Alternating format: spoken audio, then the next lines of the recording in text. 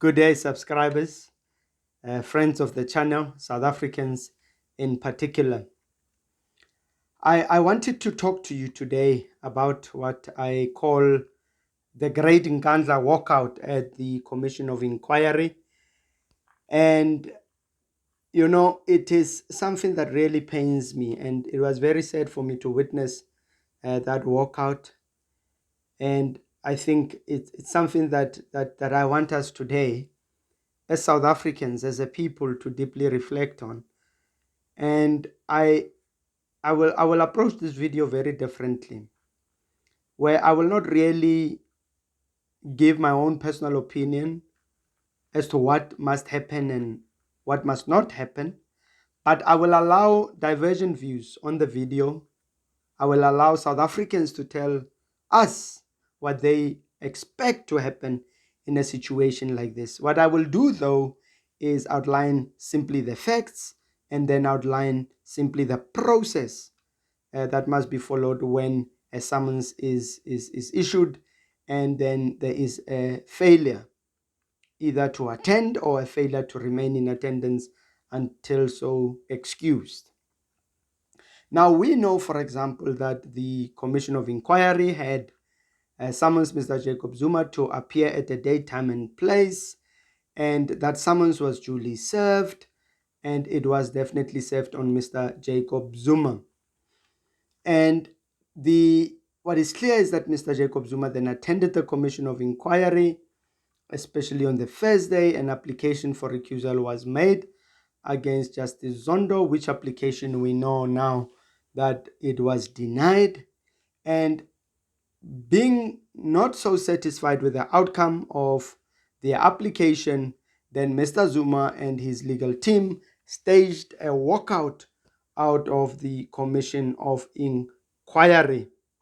And we know what then happened is that we got a statement from Justice Zondo, who then indicated that the walkout was not sanctioned by him, and therefore, when the legal team and Mr. Zuma left the Commission of Inquiry, he had not excused them.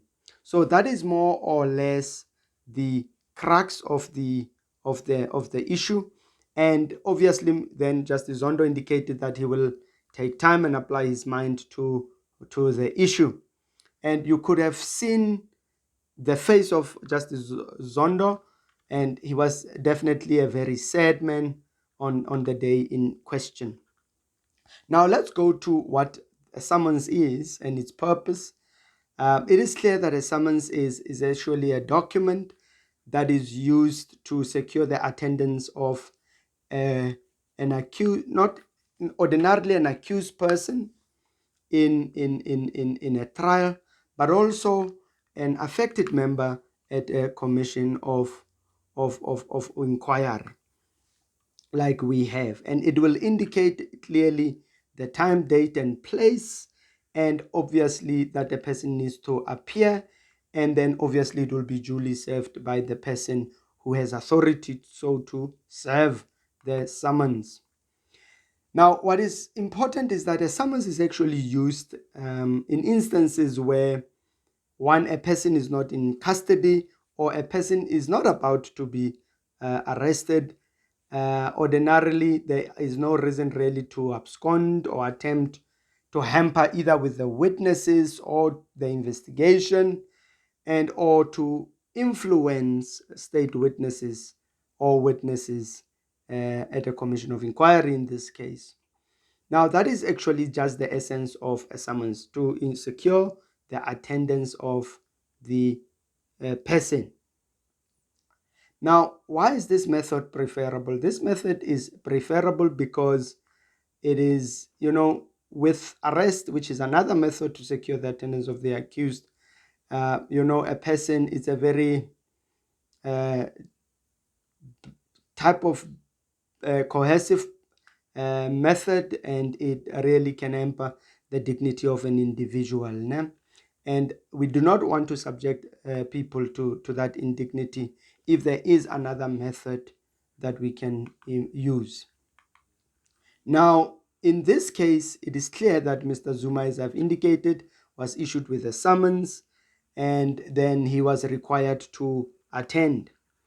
Now, one of the issues that was indicated is that if he could use, for example, a video link, he would be deemed to have complied with the summons. Now we know that Mr. Zuma arrived, complied with the summons, but then failed to comply with the summons in a sense that he failed to remain in attendance until excused by the chairperson of the Commission of Inquiry. Now, what I want to talk about is this failure to attend. Ordinarily, obviously, in such a situation, there are different options that can be explored by the chairperson. One of those is to ensure that a warrant of arrest is issued, which warrant of arrest then the SAPS must do their work and ensure that they go and arrest the person. And then upon the return of that person, then there would ordinarily be a summary inquiry into the reasons why the person failed to remain in attendance. And if those reasons are valid, then there would be obviously nothing wrong with that. Or if it would not be due to the fault of the person, then there wouldn't be a problem. But if it turns out at that time that it's really the person that is to blame, then obviously then they would convict such a person of an offense, and then they would sentence him either to a fine or an imprisonment, depending on the situation. So that is more or less the purpose of a summons, the implications of failing to appear or to remain in attendance. Now, I have just a number of thoughts or questions that I want to raise with you as South Africans. These are the questions that I believe that you guys need to answer when dealing with this question. And the first one is, what does this walkout mean for you as a South African or the person who is owed a debt by people who are alleged to have committed fraud and corruption? And what do you think it means also for the Commission of Inquiry? The second question, or another question, is the law clear on what must happen in these circumstances? If then the answer is yes, the law is clear, what then do we as South Africans expect must happen to Mr. Jacob Zuma? If the law is clear and we have certain expectations, do we as South Africans want, no, allow me to rephrase. If we as South Africans do not expect the law to take its course in the instance of Mr. Zuma, then will we as South Africans be equally extended the courtesy that Mr. Zuma would be receiving? This is if Justice Zondo will not issue a warrant of arrest. Will we also be extended the same courtesy? Then do you, South Africa, think that Justice Zondo has the will to issue the warrant of arrest in light of the politicking that is happening around the Commission of Inquiry?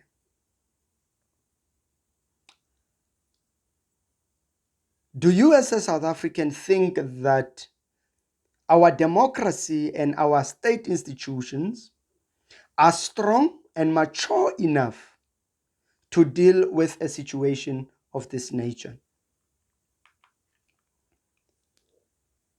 Then what I wanted to also ask is, what will the impact of the failure by Justice Zondo to issue a summons B on the Commission of Inquiry in as far as witnesses that would be in future be required to attend, but also the implication in terms of the justice system as a whole. Now, do we then, another question, as South Africans, accept Mr. Jacob Zuma to be treated in the same way like all other South Africans? Or do we expect that because he has a certain standing in society that he must be given a special treatment? Now, how will you feel then if one day you find that Mr. Zuma has been given a special treatment and his warrant of arrest is not issued, and then you, in future, find yourself in the same situation? You are then arrested. Warrant of arrest is issued and you are arrested. Will you, as a South African, be happy about it? In conclusion, South Africans, you decide the kind of justice you want for South Africa. If this situation is not dealt with correctly, it will certainly, in my view, have a negative impact on the Commission of Inquiry, justice system as a whole in South Africa, and do not, South Africa, take it lightly. Do not take it lightly. I don't want to say much on this one, South African. Safe to say, you be the judge. You then tell us, what is it that you want to see in this situation?